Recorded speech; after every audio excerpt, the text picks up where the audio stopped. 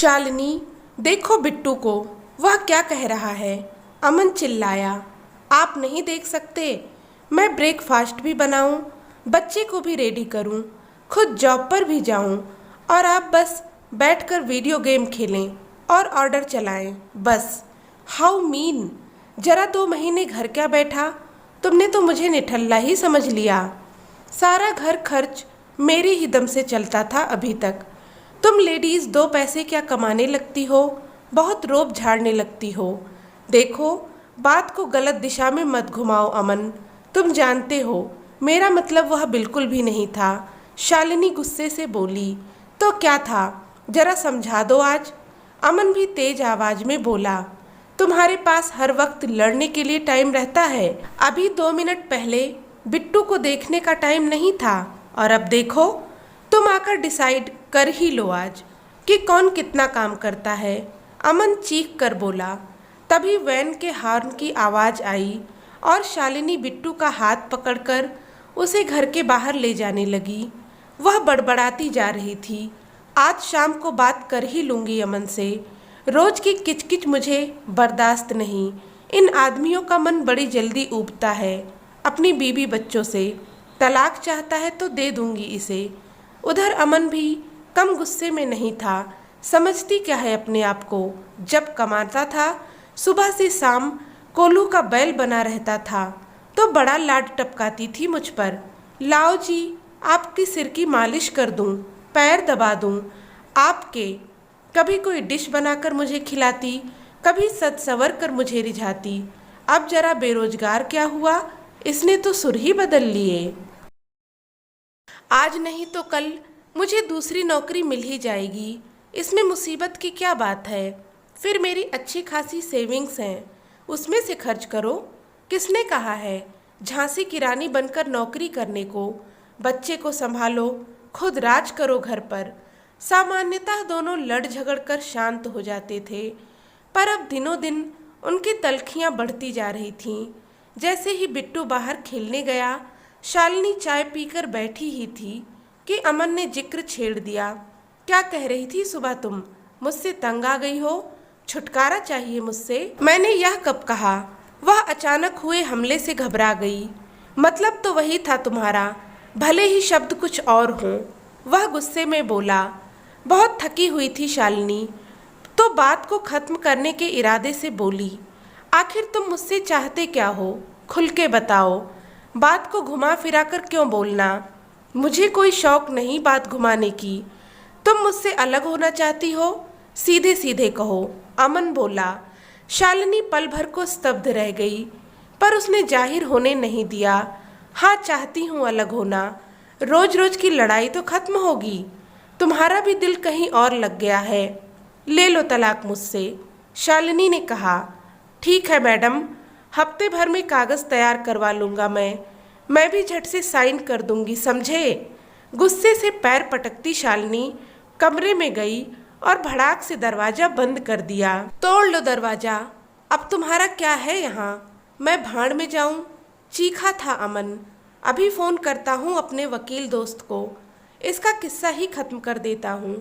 अगले हफ्ते दोनों ने तलाक के पेपर साइन कर दिए, लेकिन अलग होने से पहले अभी 6 महीने साथ रहना था उन्हें।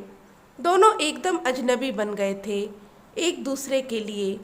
बिट्टू के ही बहाने कभी कभार बात होती थी, नहीं तो एकदम चुप। अब कोई लड़ाई भी नहीं होती थी दोनों में। समय काट रहे थे, शायद दोनों की कब अलग हों। अमन को अपनी नई बॉस ईशा पसंद आ गई थी। वह भी अमन के डैशिंग व्यक्तित्व से प्रभावित थी। डार्लिंग, कब फ्री हो जाओगे तुम अपनी बीवी से? और अब कब तक इंतज़ार करना होगा मुझे? वह कहती। बस कुछ दिन और, फिर हम तुम हमेशा के लिए एक हो जाएंगे। अमन उसे अपनी बाहों में भर लेता और ईशा सिगरेट के छल्ले से उसका मुंह भर देती। वैसे रहता तो अमन अभी शालिनी के साथ ही था। कैलेंडर में दिन मार्क करता था। बस 15-20 दिन और, उसके बाद हमेशा के लिए छुट्टी इस नखरीली और गुस्सैल औरत से। उस दिन सुबह उठा तो रसोई से तेज कुछ गिरने की आवाज़ आई। दौड़कर देखा तो शालिनी स्टूल से नीचे गिर गई थी। वो कराह रही थी। अमन ने उसे सहारा देकर उठाना चाहा। वह उठी, फिर गिर गई। मोच आ गई थी उसके पैर में। अमन ने उसे अपनी बाहों में उठा लिया। दोनों इतनी नज़दीक कई महीनों बाद आए थे। शालिनी के शरीर की चिरपरिचित खुशबू से अमन बहुत दिन बाद रूबरू हुआ था। दोनों की आंखें मिली और भावनाओं का स्रोत बह निकला। मन का मैल एक दूसरे के नज़दीक आकर निकल गया और दोनों चोर निगाहों से एक दूसरे को देखने लगे, जैसे शिकायत कर रहे हों। मेरी याद नहीं आई तुम्हें? उस दिन अमन ने पहले ब्रेकफास्ट और फिर लंच बनाकर खुद अपने हाथों से खिलाया शालिनी को, और उसे अपनी शादी के शुरू के दिन याद आ गए। कितने नखरे उठाता था अमन उसके।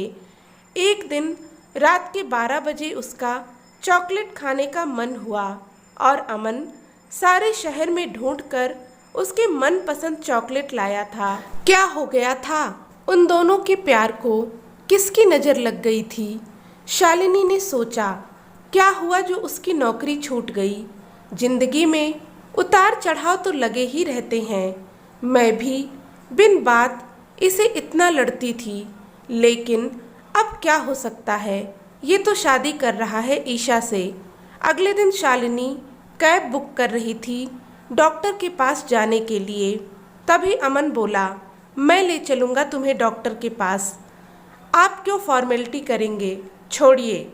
वह बुझे मन से बोली, अभी कागजों में मैं ही तुम्हारा हस्बैंड हूँ, समझी? अमन अधिकार से बोला, जब इतना अधिकार रखते हो तो अलग क्यों हो रहे हो? शालिनी डबडबाई आंखों से बोली, क्या अलग तुम होना चाहती थी मुझसे? मैंने तो बस तुम्हारी इच्छा पूरी की है। अमन उसके पास आकर बोला, अच्छा, मेरी इच्छा होगी तो तुम उस चुड़ैल के पास ना जाओ तो तुम नहीं जाओगे? शालिनी अपनी बड़ी आंखें फैलाकर मासूमियत से बोली, एक बार कहकर तो देखो। रोमांटिक होते हुए अमन ने उसे अपनी बाहों के घेरे में कसते हुए कहा, तुम सिर्फ मेरे हो अमन, मैं वैसा ही करूँगी जैसा तुम कहोगे। बस अपना घर छोड़कर कहीं मत जाना। वह उससे लिपटते हुए बोली, कौन कमबख्त अपने हीरे जैसे दिल वाली खूबसूरत पत्नी को छोड़कर लोहे और पीतल को अपनाएगा?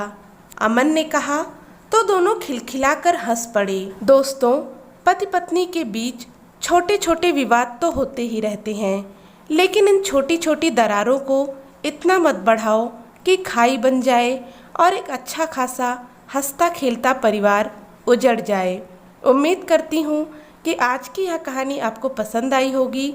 अच्छी लगी हो तो प्लीज़ इसे लाइक करें, शेयर करें और चैनल को सब्सक्राइब करना ना भूलें। धन्यवाद।